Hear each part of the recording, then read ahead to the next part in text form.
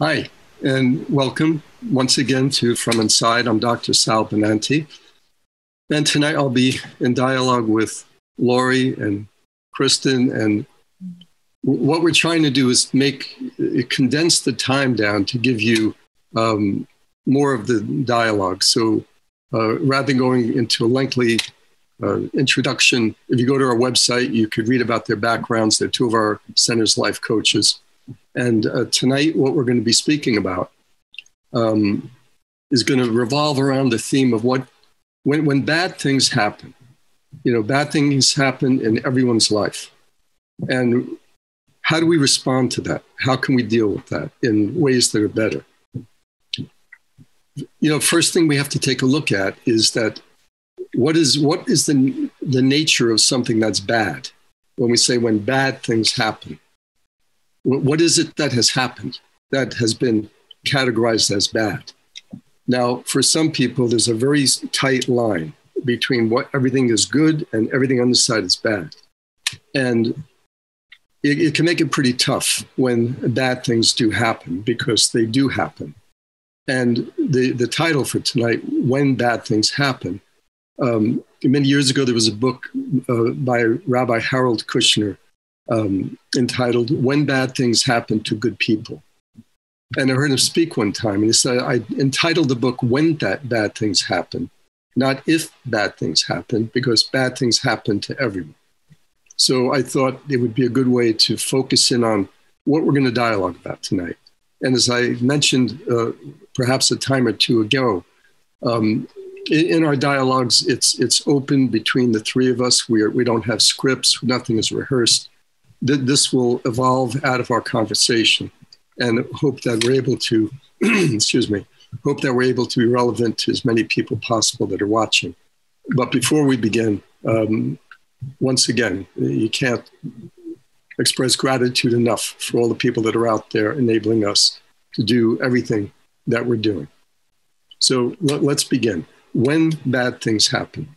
Lori, when you hear that, when you think about the word bad things happening, what comes to mind for you? As you were speaking, I was thinking of the attachment to the word bad as though it's something that shouldn't happen, that it's something that there's such an expectation, at least the way that I was raised, and some people, friends that I know, and my family in general, that, we have a series of things that we should perform, achievements we should make, behaviors, and everything is designed to ensure that bad things don't happen.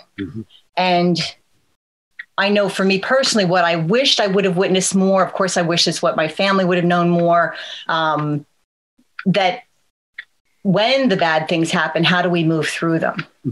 That was something that's the point right there, that, to move through them. Bad things are going to happen. We need to move through them. And it's difficult to move through them when the bad thing happens and you begin self-blame. It's my fault. It never should have happened. Or the victim side. No matter what I try to do, bad things happen. As opposed to, again, finding your way to the middle, to the center, between everything is wonderful and everything is lousy. And carrying that attitude with us as we go through life enables us to handle the variations that come in. Because if there's one thing we can count on, it's that life is change. And everyone talks about we're in an accelerated period of change. They were saying that before the pandemic. Now we're like in speedboat mode here. We are really moving quickly in all kinds of ways. And we need to deal with the shifts and the changes. Now, within all of this, they're going to be what we all feel in our hearts are bad things that happen. And whether it's very, very serious, or you can't order your favorite meal or something. And we all have to deal with, how do we deal with our own sense of what's bad in life. And when we get real good at it, we realize, maybe there's some good to be found in everything. Somehow there's some gain that can come, maybe years later, from that event having happened. as if it were somehow pre-designed with your best interest in mind? Kristen, please. The notion of blame came up in my head, because I know that in times of struggle, sometimes my go-to is like, wanting to feel when something really bad happens, feeling like I want to be angry at someone or I want to blame someone. And sometimes there's just no one to blame. Mm-hmm. And I think it adds to the sense of helplessness in a way before the acceptance comes. Right. And I think that was, I've mentioned before, my niece getting stage 4 cancer. She's only 8 years old, or she's just turned 9. And it was such a shock and a horrible, horrible thing to have happen. And, I felt a lot of anger in the beginning, and I wanted so desperately to blame someone, but I couldn't, because there's really no one to blame in this situation. It's just a terrible thing that happens. And then bad thing after bad thing kept happening to her and her family, and it was such a shock. But in the process of all this, I have developed an even stronger relationship with Sophie, and an even stronger relationship with my sister and her husband and my other niece. And I think that, I'm looking for the silver linings in these sorts of things. I recently started listening to a podcast called Finding Fred, about Fred Rogers, and his idea that empathy must be practiced. I believe we're all born with a certain degree of empathy, which is why if you yawn, I'll probably yawn. If a baby cries, another baby's going to cry. It's a natural thing. But if we don't practice it, we can't enhance that sense of empathy.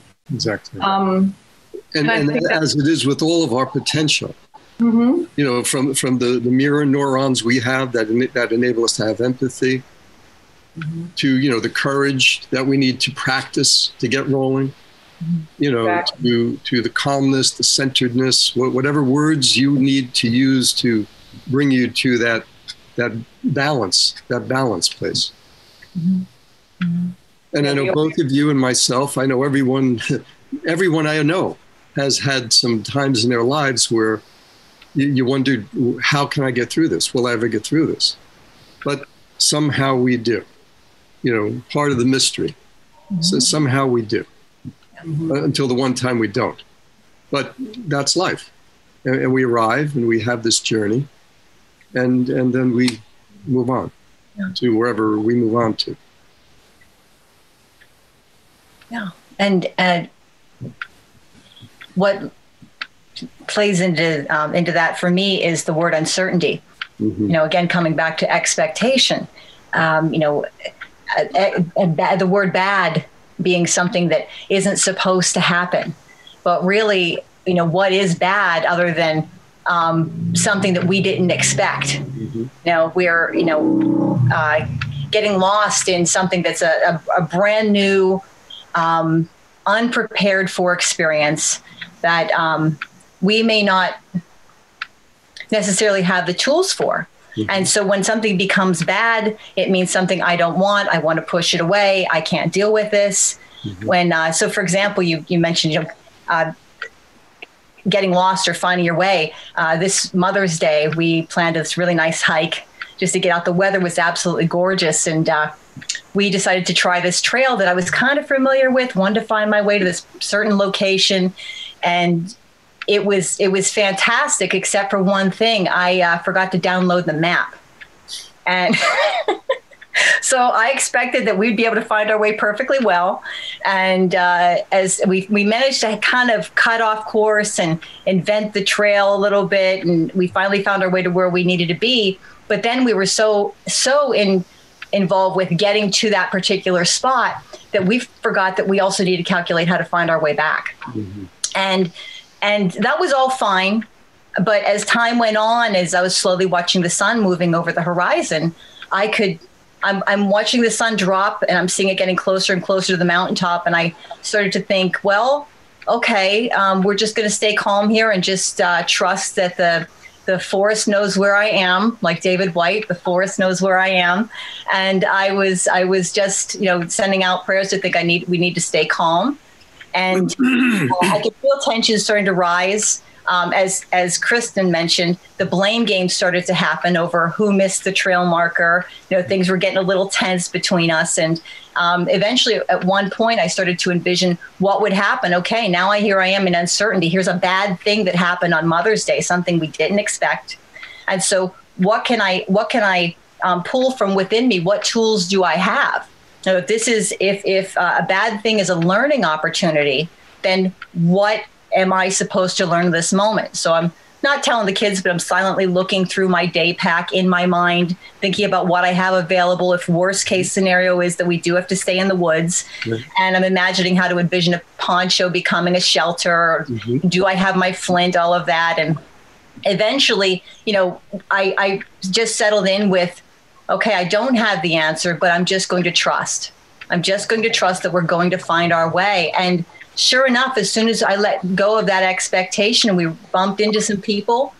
It all worked out. They happened to know the trails well, and we, within 30 minutes, were on our way back out again. And it all worked out. But had we panicked, had we just dropped in place and not continued to move forward and stay calm, maybe I'd still be in the woods right now. That's right. And exactly. It's like the enduring myth of the journey.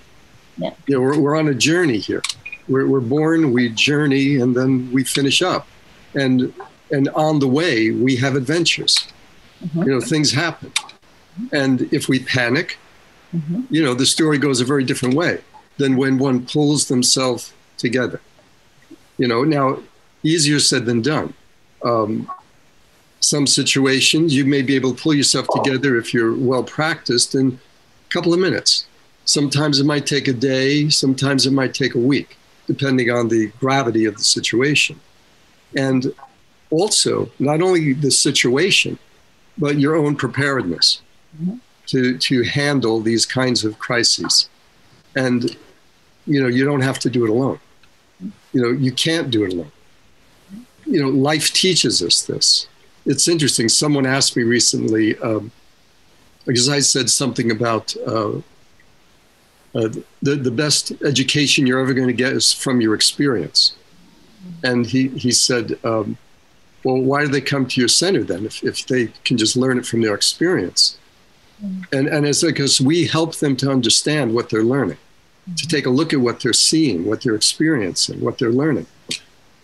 Certainly everything I've learned in my own life, in my own personal journey, has been through observation and awareness of what was going on, as well as things I was reading and courses and study and grad school and all that stuff to give me a reflector for what I was learning and experiencing about living life from experiencing living life, and the good things and the bad things.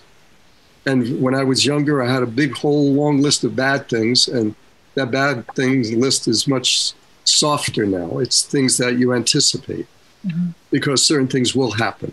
And other things in the wildest imagination, you can never imagine. And that's on that list too, for things to happen that are just totally beyond your understanding. And yes, if you're alone, then you figure out, I'll use the backpack for a tent and everything else you need to do. And if you're not alone, then you have resources, you have community, you have people to reach out to.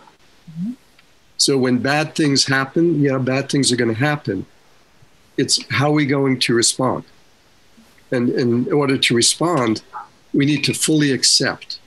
That word has come up, I think, in every one of our talks, every one of our dialogues, that you have to be accepting and say, okay, this is what I'm now dealing with. This is it. So I can find a way to carry this through my life and get back to living my life. Or I can be self-blaming or feeling victimized. And that's a very sad role. My heart goes out to people when I see them stuck in those kinds of roles. And when I see them reach out a little hand and they're able to understand in many ways, okay, this is part of the trials of my own life's journey. And I am getting better at these things because that's the idea, to get better and better and better at these things, knowing you're never going to do it perfectly. You know, the idea of uncertainty, I think, is such a huge theme right now. Looking at the big picture of what we're all dealing with, there is so much uncertainty and the things that are not understood right now.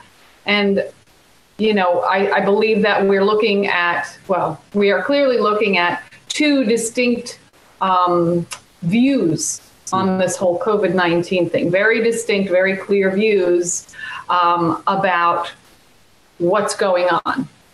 And there is a lot of anger, I find. There's a lot of anger about, you know, whether it's anger toward people who don't believe it or people who don't believe it who are angry at whoever's causing all of this.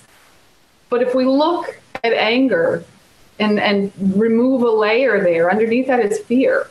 And uncertainty leads to so much fear, I think. And I think it's been the cause of problems throughout our history, is that we are so fearful of the unknown, and we are so fearful of being uncertain.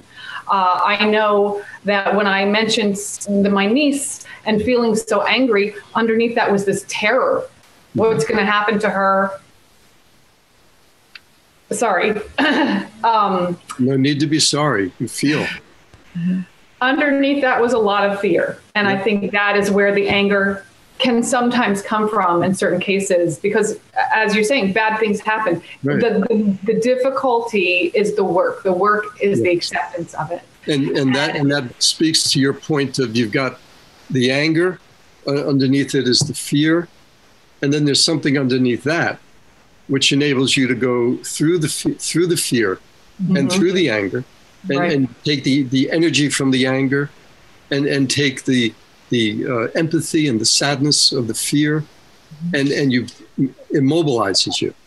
It was just, you took the word out of my mouth. It literally did, in my situation, mobilized me to do what I had to do to help in the ways that I could help, which... In the ways that you could help.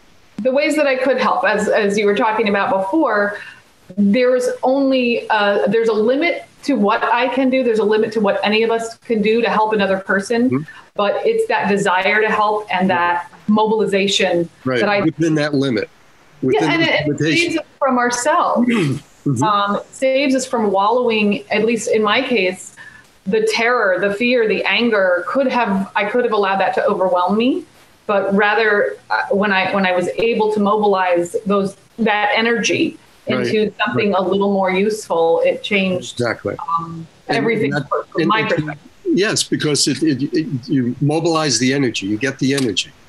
The energy can be lost in fear or anger and rage, or the energy will visit those places for sure, and then you pull yourself back, you pull yourself together to the extent that you can, knowing it's never going to be perfect or 24/7. And it's having that kind of energy that mobilizes people. And then they realize, wow, I really am able to do something. You know, with the GoFundMe thing and the other things that you got started here, you know, to really get your energy mobilized in such a way that, all right, this can help this situation to the extent that I can, to the fullest extent that I can. And, you know, most of us wish that so much more we wish we could do. And that's nice to wish, but all right, what can I do within my own sphere of influence, given the skills? But it begins from a place of calm. If it begins from a place of panic, we're lost in the woods. Oh my God, where are we going to go? What are we going to do? You know, that has to settle down first. Before one is then able to say, okay, I can accept I am lost, or I can accept that this horrible thing just happened. And as in all stories and myths, eventually one gets over that. It may stay with them as a scar, but they go forward with it and proceed in response to we think of as a bad thing, until hopefully as we grow older and older, we see it's all part of the journey. You know, the beautiful yin-yang symbol with the squiggle in the middle. You know, that is the path we're walking. We're walking it's not a straight line. We're walking on a curved path through negatives and positives, good things, bad things, helpful things. not helpful things, order, disorder, ease, dis-ease. Well, but to realize those are the pull. Those are the. Do I get a prize now or something? Yes. I didn't know that was going to happen. We're walking in the center of that position there. We're as close to that center point as we can. Mm-hmm. We're trying to contain these to about 25 minutes, talk about limits, limitations. So I'd like to ask the both of you, one after the other, just to take a moment, say the last thing you'd like to say this evening. So what's really sitting very strongly in my heart is that, it keeps coming back to practice and getting familiar with the stressors, the things that maybe we don't even recognize most of the time when we're busy in that go mode, that prevention mode, that wanting to keep out kind of mode, and moving into that place of acceptance. And I can just bring back another example on the trail. And this comes from experience of years of meditation. Also as a Reiki master, I'm used to working with clients and having that sense of what's going on within the body in relation to stress and how we deal with it. And one thing that one of my personal cues is, and some people, when they start to feel stressed or they start to feel like they can't make the proper decision in a bad situation when it happens. Some people get sweaty palms. Some people, it's a shortness of breath. Some people have told me they have even a ringing in their ears. But for what happens to me, and I noticed it on the trail, was that what I call my frontal lobe, which is the place where decision-making happens when we go into fight or flight, that starts to shut down. Ironic, because that's the place when we need to make a good decision, but essentially gets us to that place of fight, flight, or freeze. Mm-hmm. And so for me, I could physically feel out of practice, everything closing down here. And I was aware of it as it was happening. Again, the awareness came from practice. Yes. And I was so grateful, even as I was frustrated, I was feeling that gratitude that at least in that moment, I could notice it was happening. Right. And so I found something rhythmic that I could do, which I definitely was grateful that I was able to walk and just listen to the sound of my footsteps and pull myself back. Right. And then I was able to have that conversation as I just locked into that rhythm. But yeah, it's those. Your point there, it's the being able to put yourself in position to make some good decisions. Yes. Because if we're stressed, another way of saying that is we're up in ego, which is all about controlling and fear that you can't control. But it's when we center ourselves that we drop to a deeper place that has that awareness. I'm aware that I'm thinking this. I'm aware I'm not breathing. I'm aware that I'm tightening. I'm aware that I'm starting a negative thing. Mm-hmm. Or so I'm aware. Okay, now I need to accept that I'm doing this. And I need to practice. Right. Because we're always practicing. And if you're not practicing centering yourself, you're practicing letting yourself go. In which case, then we're on automatic pilot, ego-driven, mm-hmm. and sometimes it'll get us through. But life does not have the kind of passion or joy when you're living it as an adventure. Yeah. Well, and you're learning your skills, do everything you can. And right now, everyone has been forced into improvising, which is kind of good. For many people, as they start to realize, wow, I can figure this out, do this. Kristen, I'll give you the last couple minutes.